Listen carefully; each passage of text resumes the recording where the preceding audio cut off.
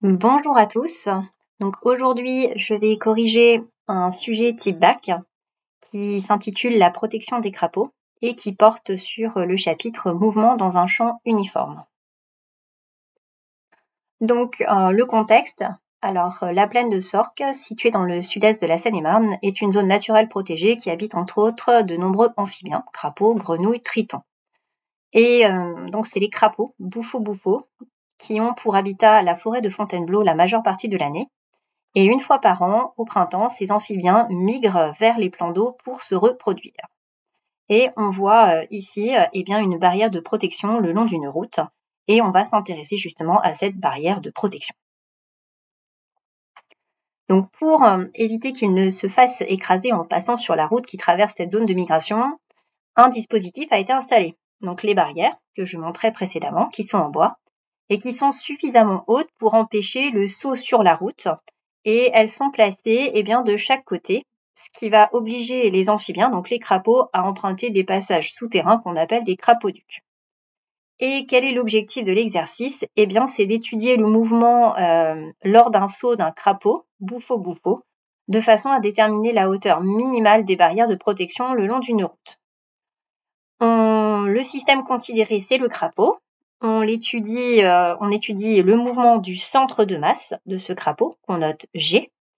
Et le champ de pesanteur terrestre local, le vecteur petit g, est considéré uniforme. Les frottements liés à l'action de l'air sont supposés négligeables face au poids. Quelques données. On te donne la valeur de l'intensité de pesanteur, 9,81 mètres par seconde au carré, la taille moyenne d'un crapaud, qui est de 10 cm. Le mouvement du centre de masse G du crapaud est étudié dans le référentiel terrestre qu'on suppose galiléen, qu'on a muni de deux axes, donc OX, OZ, horizontal muni du vecteur unitaire petit i, et vertical muni du vecteur unitaire J, qui sont présents là sur la figure 1. Et à t égale 0, le centre de masse G est placé à l'origine du repère O. On te dit que le vecteur vitesse initial V0 a une direction qui fait un angle alpha avec l'axe horizontal OX, et V0, c'est la norme du vecteur vitesse V0. Et on est parti pour la première question. Il faut établir les expressions littérales des composantes AX et AZ du vecteur accélération AG du centre de masse du crapaud suivant les axes OX et OZ. Donc pour ça, on commence, c'est un exercice de mécanique. Même si c'est donné dans l'énoncé, c'est toujours bien et c'est très important de rappeler le référentiel, le système, le bilan des forces. Donc le système, c'est le crapaud assimilé à son centre de masse. On se place dans les référentiels terrestres qu'on suppose galiléens. Et le bilan des forces, ça t'est dit dans l'énoncé, le crapaud n'est soumis qu'à son poids. Donc on est dans le cadre de la chute libre. Et voici le schéma. C'est toujours important d'avoir un schéma. Et à partir de ce schéma, moi je t'invite toujours à donner les expressions des différents vecteurs. Donc le premier vecteur, alors j'ai pas mis, mais le crapaud à t égale 0, il est confondu avec O. Donc le vecteur OM0, c'est 0, 0. Ensuite, on a le vecteur vitesse à t égale 0 qui fait un angle alpha avec l'horizontale. Donc, les coordonnées du vecteur vitesse, c'est V0x, V0z. Et ces coordonnées, alors soit en appliquant le théorème de Pythagore, soit en utilisant le produit scalaire, on trouve que ça fait V0 cosinus alpha et V0 sinus alpha. Je t'invite à connaître l'expression de ce vecteur vitesse quand il y a un angle alpha avec l'horizontale. Et dernier vecteur à projeter, c'est le vecteur intensité de pesanteur, G. On voit qu'il est collinéaire à l'axe des Z, mais dans un sens opposé au vecteur J. Donc, il ne va pas avoir de composante selon l'axe des X, mais il ne va avoir qu'une composante selon l'axe des Z. Et ça sera 0 moins G. Maintenant, pour avoir les coordonnées du vecteur accélération, il n'y a qu'une façon d'y arriver, c'est d'utiliser la seconde loi de Newton. Donc, si tu utilises la seconde loi de Newton, il faut la citer correctement. Donc, on applique la seconde loi de Newton au crapaud, c'est-à-dire au système assimilé à son centre de masse, dans le référentiel terrestre supposé galiléen. Que dit cette loi? Elle dit que la somme des forces extérieures appliquées au crapaud, eh bien, c'est égal à la masse du système multipliée par l'accélération du centre de masse. Les forces extérieures, il n'y en a qu'une, c'est le poids. Et le poids, tu connais son expression, c'est la masse fois le vecteur intensité de pesanteur. On peut maintenant simplifier ici par m, et on trouve que le vecteur intensité de pesanteur, c'est le vecteur accélération du centre de masse. Comme les deux vecteurs sont égaux, ils ont les mêmes coordonnées. On connaît les coordonnées du vecteur G, donc on connaît alors les coordonnées du vecteur accélération. On passe maintenant à la deuxième question. Il faut établir les expressions littérales des composantes Vx de t et Vz de t du vecteur vitesse Vg du centre de masse du crapaud suivant les axes OX et OZ. Et donc pareil, là il y a toute une méthode à suivre. On rappelle la relation entre le vecteur accélération et le vecteur vitesse. On sait que le vecteur accélération, c'est la dérivée du vecteur vitesse par rapport au temps. Alors, ce que j'écris ici n'est pas nécessaire, c'est juste dans un but pédagogique. Le vecteur accélération, si on le décompose dans la base ij, c'est axi plus azj. Et si on décompose la dérivée du vecteur vitesse par rapport au temps dans la base ij, ça fait la dérivée de vx de t par rapport au temps sur le vecteur i, plus la dérivée de vz de t par rapport au temps sur le vecteur j. Ces deux vecteurs sont égaux, donc ils ont les mêmes coordonnées. Donc pour trouver maintenant les coordonnées Vx de t et Vz de t, on va procéder par intégration. Alors, pour Vx de t, pour le trouver, je cherche une fonction dont la dérivée vaut ax. Or, ax, rappelle-toi, à la question précédente, ça valait 0. Donc, je cherche une fonction dont la dérivée est nulle. Cette fonction, c'est une constante. Et je l'ai appelée constante 1. Pour Vz de t, on cherche une fonction, donc Vz de t, dont la dérivée par rapport au temps, donc d de Vz sur dt, vaut az. Et az, rappelle-toi, ça vaut moins g. Donc, tu cherches une fonction dont la dérivée par rapport au temps vaut moins g. Cette fonction, c'est moins gt plus une constante, que j'appelle constante 2. Et en effet, si tu dérives moins gt plus constante 2, la constante 2 s'en va. Et quand on dérive moins gt, ça donne moins g. Et je rappelle l'expression du vecteur vitesse à t égale 0. Pourquoi? Parce qu'il faut déterminer la valeur des constantes. Ici, on a l'expression du vecteur vitesse à n'importe quel instant. Donc, on va remplacer t par t égale 0. Et on aura donc l'expression du vecteur vitesse à t égale 0 ici et là. Et donc, ça va nous permettre de déterminer la valeur des constantes.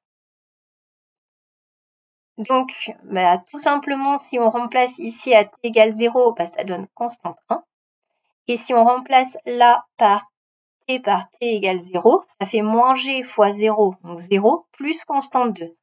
Donc, on a l'expression du vecteur vitesse à t égale 0, constante 1, constante 2. Mais on sait aussi que l'expression du vecteur vitesse à t égale 0, c'est v0 cos alpha et v0 sinus alpha. D'où on trouve la valeur des constantes. Ce qui permet d'avoir l'expression du vecteur vitesse à n'importe quel instant. Donc, pour Vx de t, ça vaut V0 cosinus alpha. Et pour Vz de t, ça vaut moins Gt plus V0 sinus alpha. Montrer que les expressions littérales des équations horaires x de t et z de t de la position du centre de masse G du crapaud au cours de son mouvement s'écrivent ainsi. Donc, on te donne l'expression des équations horaires. Donc, à toi maintenant de les déterminer. C'est pour cette raison que le raisonnement doit être détaillé. Alors, je dis souvent à mes élèves, il faut vraiment détailler le raisonnement. Les expressions sont données, on ne peut pas se permettre de louper une étape, manquer une étape dans le raisonnement, sinon on perd des points. Donc pour trouver l'expression des équations horaires, on rappelle le lien entre le vecteur vitesse et le vecteur position. Donc le vecteur vitesse, c'est la dérivée du vecteur position par rapport au temps. Je vais décomposer le vecteur vitesse dans la base ij. Donc j'ai mis vx, ça peut être vx de ti plus vz de tj. Et je vais décomposer la dérivée du vecteur position dans la base ij. Donc ça fait d de x de t sur dt i plus la dérivée de z de t par rapport au temps j. Ces deux vecteurs sont égaux, donc les composantes sont égales, les coordonnées. Donc maintenant, pour trouver l'expression du vecteur position, comment est-ce qu'on va procéder? Eh bien, pour trouver x de t, qu'est-ce que tu sais? Tu sais que la dérivée de x de t par rapport au temps, ça fait vx de t. Et donc, il faut que tu trouves x de t, c'est-à-dire une fonction dont la dérivée par rapport au temps vaut vx de t, c'est-à-dire vaut v0 cosinus alpha.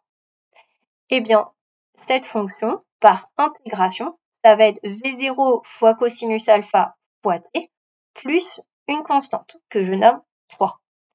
En effet, si tu dérives cette fonction, si tu dérives la constante, ça fait 0. Et si tu dérives v0 fois cosinus alpha fois t, ça va donner v0 cosinus alpha, l'expression de vx de t. Pour z de t, tu cherches une fonction, donc la z de t, dont la dérivée par rapport au temps vaut vz de t. Alors, rappelle-toi, vz de t, ça va aller moins gt plus v0 sinus alpha. Donc, il faut trouver une fonction dont la dérivée vaut moins gt plus v0 sinus alpha.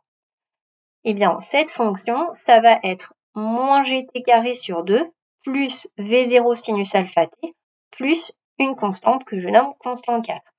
En effet, si on dérive z de t par rapport au temps, si on dérive la constante, bien ça va faire 0.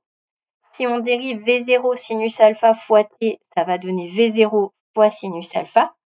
Et si tu dérives moins g sur 2 fois t carré, ça va donner moins g sur 2 fois 2 fois t. Donc ça va bien donner moins g fois t. Donc là, on a l'expression du vecteur position à n'importe quel instant. Et je rappelle l'expression du vecteur position à t égale 0. Pourquoi? Pour déterminer la valeur des constantes.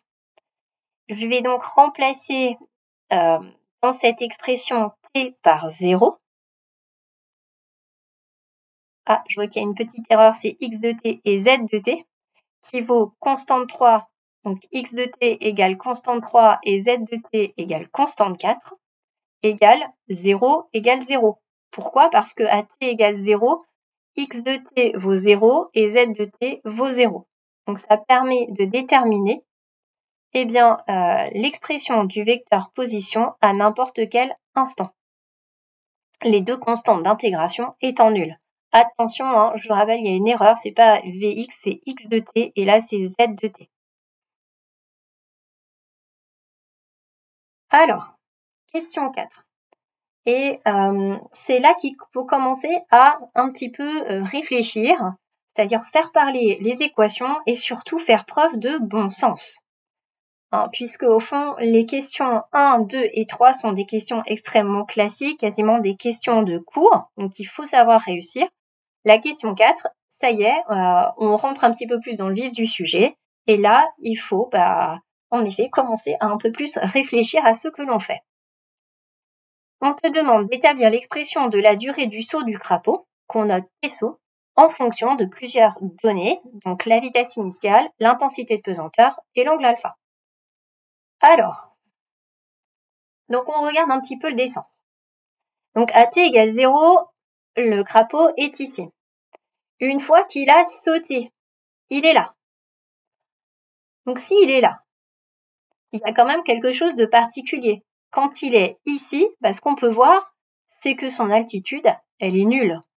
Donc z de t saut vaut 0. Donc on va reprendre l'expression de z de t et on va annuler cette expression et on va voir ce que ça va donner. Donc là, on y va tranquillement. Z de Tso, j'ai tout simplement remplacé T par Tso. Donc ça fait moins G T carré SO sur 2 plus V0 fois sinus alpha fois Tso. Et ça, on sait que ça vaut 0. Et ce qu'on va faire pour trouver l'expression de Tso, moi je vois qu'il y a Tso qui apparaît une fois ici et Tso qui apparaît au carré. Donc je vais factoriser par Tso. Alors si on factorise par Tso, ça fait Tso facteur de, je prends ce premier facteur, V0 fois sinus alpha, je note ici. Et puis maintenant, je regarde le deuxième facteur. Attention, il y a un moins, donc je mets moins G fois Tso sur 2. Je ne mets pas Tso au carré puisque Tso, il est en facteur. Et maintenant, je me demande quand est-ce que ça vaut 0. Donc on a un produit, un nombre fois un autre nombre. Quand est-ce que ça vaut 0 soit Tso égale 0, soit tout ceci vaut 0. Alors, soit Tso égale 0 secondes. Oui, alors c'est normal que ça arrive comme solution de cette équation, puisque si jamais t à t égale 0, le crapaud il est là, donc son altitude est nulle. Mais c'est pas ça qui nous intéresse. Nous, c'est quand il est ici. Donc c'est-à-dire quand le second membre ici vaut 0. Donc on va chercher à annuler cette expression. C'est-à-dire V0 fois sinus alpha moins G fois Tso sur 2 égale 0. Donc pour ça, il va falloir isoler Tso. Donc là, c'est des mathématiques. On va faire passer moins G Tso sur 2 de l'autre côté. Donc c'est-à-dire qu'on va ajouter G Tso sur 2 de part et d'autre de l'équation. Ça va nous mener à V0 sinus alpha égale G fois Tso divisé par 2. Et pour isoler Tso, on va multiplier par 2. Alors, si je prends un stylet, on va multiplier par 2 de part et d'autre de l'équation. Et on va diviser par G de part et d'autre de l'équation.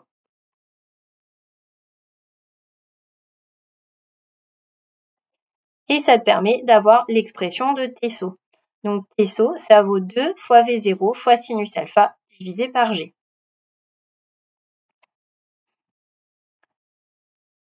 Alors, question 5. En utilisant l'expression x de t et l'expression de Tso, obtenue à la question 4. Il faut montrer que la vitesse V0 permettant au crapaud d'effectuer un saut de longueur d est donnée par cette relation. Alors, encore une fois, il faut faire parler les équations et avoir du bon sens. Donc, on reprend ici le schéma. Alors, ce qui nous intéresse, c'est, il faut utiliser l'expression de x de t. Donc, on va se placer sur cet axe-ci. Et l'expression de Tso. Donc, à Tso, en x de t, on est ici. Qu'est-ce qu'on sait? On sait, d'après l'énoncé, que ça vaut d. Bon, déjà, ce que je peux écrire, ça veut dire que x de Tso égale d. Je connais x de t, je sais que ça vaut V0 fois cosinus alpha fois t. Donc, x de Tso, ça fait V0 fois cosinus alpha fois Tso. Et on nous dit dans l'énoncé que ça vaut d. Maintenant, je vais remplacer Tso par son expression, donc ce que j'ai trouvé à la question 4, je vais remplacer Tso par l'expression trouvée à la question 4.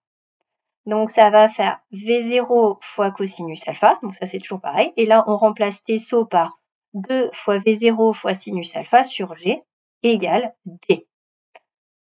Donc V0 fois V0, ça va donner V0 carré. Et le cosinus alpha va passer au numérateur. Donc ça va donner 2 fois V0 carré, parce que V0 fois V0, fois sinus alpha, fois cosinus alpha, divisé par G, égale D. Il n'y a plus qu'à isoler V0. Donc pour isoler V0, comment est-ce qu'on va faire? On va multiplier par G, de part et d'autre. Je sais que c'est souvent le dénominateur qui pose problème. Donc, tu vas avoir 2 fois V0 carré fois sinus alpha fois cosinus alpha égale D fois G. Et donc, tu vas isoler V0 carré en divisant par 2 fois sinus alpha fois cosinus alpha. Et tu vas trouver donc GD ou DG sur 2 fois sinus alpha cosinus alpha égale V0 carré. Et pour trouver V0, tu prends la racine. Et tu as l'expression donnée, qui était donnée en début de question.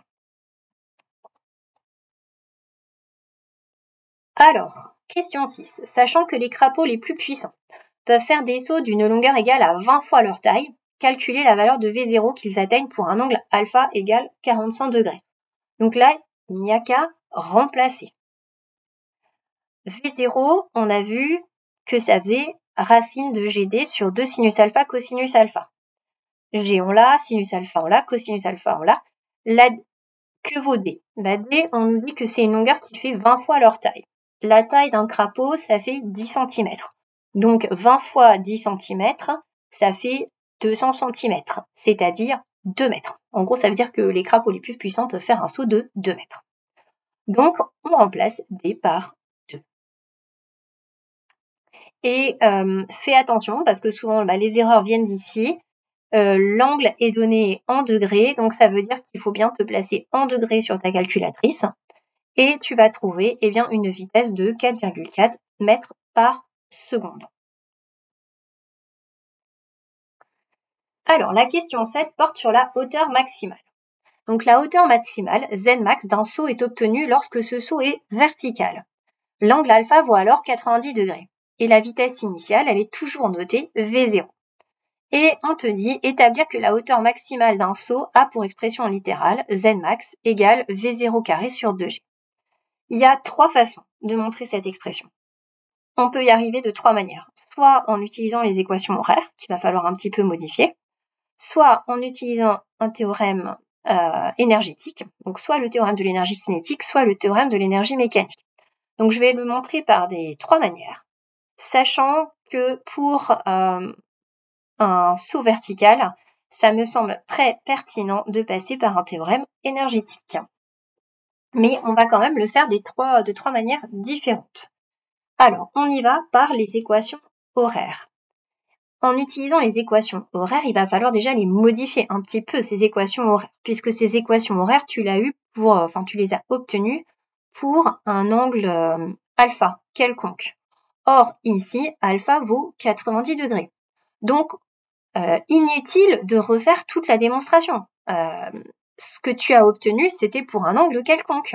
Donc, toi, si tu le veux pour un angle bien précis, tu remplaces alpha par sa valeur.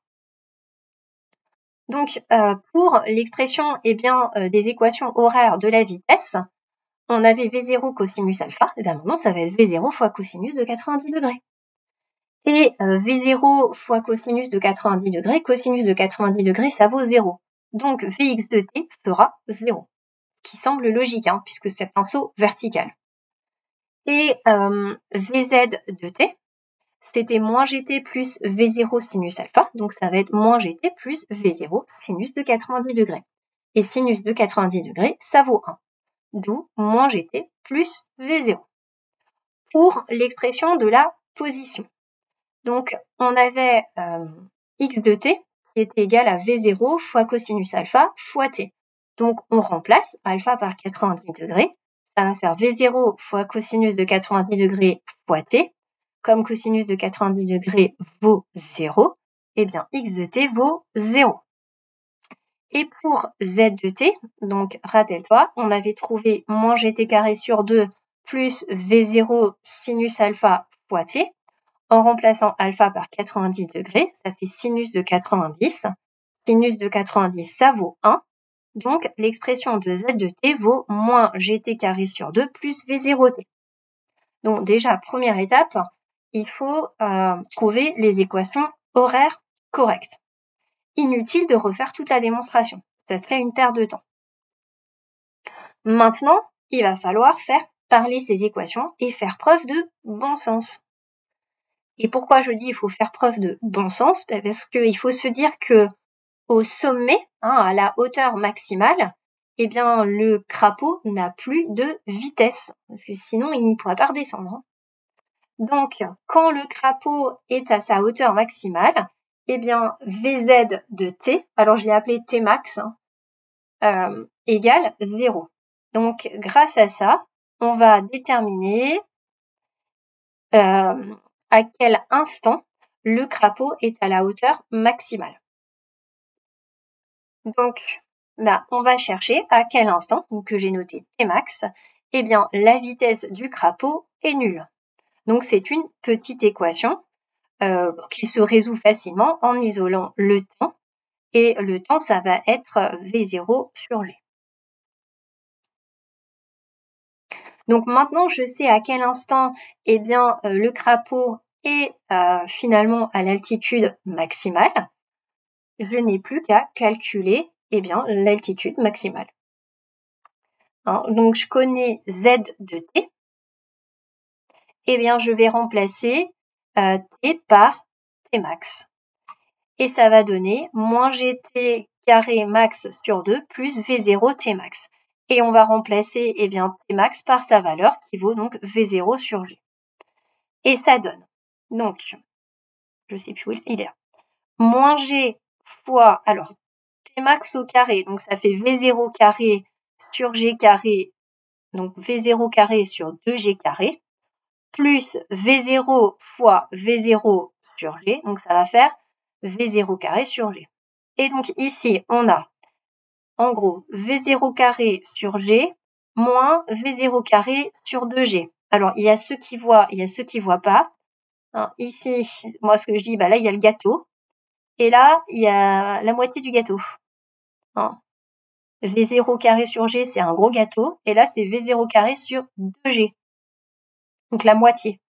Donc, si on prend un gâteau moins la moitié du gâteau, ça donne la moitié du gâteau. V0 carré sur 2G. Et c'est bien ce qu'il fallait déterminer. Donc ça, c'est par la première méthode pour déterminer eh bien, l'altitude maximale. On peut y aller en utilisant le théorème de l'énergie cinétique et tu vas voir que ça va un petit peu plus vite, mais ça suppose de connaître le théorème de l'énergie cinétique. Donc pour ça, j'ai refait un petit schéma. Donc le point A, au fond, c'est confondu avec le point O. Et le point B, c'est quand le crapaud est à l'altitude maximale. Et donc, on va appliquer le théorème de l'énergie cinétique au crapaud dans le référentiel terrestre supposé galiléen entre deux points, le point A, c'est-à-dire l'instant initial, et le point B, c'est-à-dire quand le crapaud est en altitude maximale. Que dit ce théorème? Il dit que la variation d'énergie cinétique, la variation d'énergie cinétique, donc ECB moins ECA, c'est-à-dire entre le point B et le point A, c'est égal à la somme des travaux des forces appliquées au crapaud entre le point A et le point B. Donc on va y aller tranquillement, on va exprimer l'énergie cinétique au point B, l'énergie cinétique du crapaud au point A et le travail des forces, et le travail des forces, c'est le travail du poids. L'énergie cinétique au point B, c'est 1/2 fois la masse du crapaud fois la vitesse du crapaud au point B, au carré. Sauf que c'est le bon sens à avoir. On a vu que la vitesse du crapaud au sommet, elle est nulle. Sinon, il irait encore plus haut. Donc, l'énergie cinétique au point B, ça vaut 0. L'énergie cinétique au point A, c'est 1/2 fois la masse fois la vitesse au carré au point A. Alors, au point A, c'est au point 0. Donc, c'est la vitesse initiale, c'est 1/2 fois m fois V0 carré. Maintenant, le travail des forces. Il y a uniquement le travail du poids. Pour le travail du poids, moi, je te recommande de connaître l'expression du travail du poids par cœur. Sinon, il faut la redémontrer. Mais c'est plus simple de la connaître par cœur. Enfin, c'est plus simple. C'est conseillé de la connaître par cœur. Attention, quand je donne l'expression du travail du poids, c'est bien axe des Z orienté vers le haut. Et donc l'expression du travail du poids entre le point A et le point B, ça vaut moins la masse du crapaud fois G, facteur de ZB moins ZA. ZA, ça vaut 0, puisque c'est une altitude de 0. Donc ça fait moins MGZB, et ZB, c'est Zmax. Et donc maintenant, on est parti.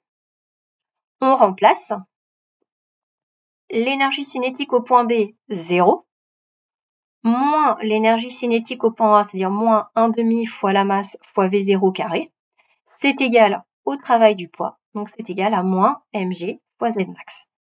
Ici, on va pouvoir simplifier. Déjà, on va avoir moins 1,5 de mv0 carré égale moins mg Zmax. On va multiplier par moins 1, déjà ça va faire des plus. On va simplifier par m. Donc on va avoir 1,5 de v0 carré égale gzmax.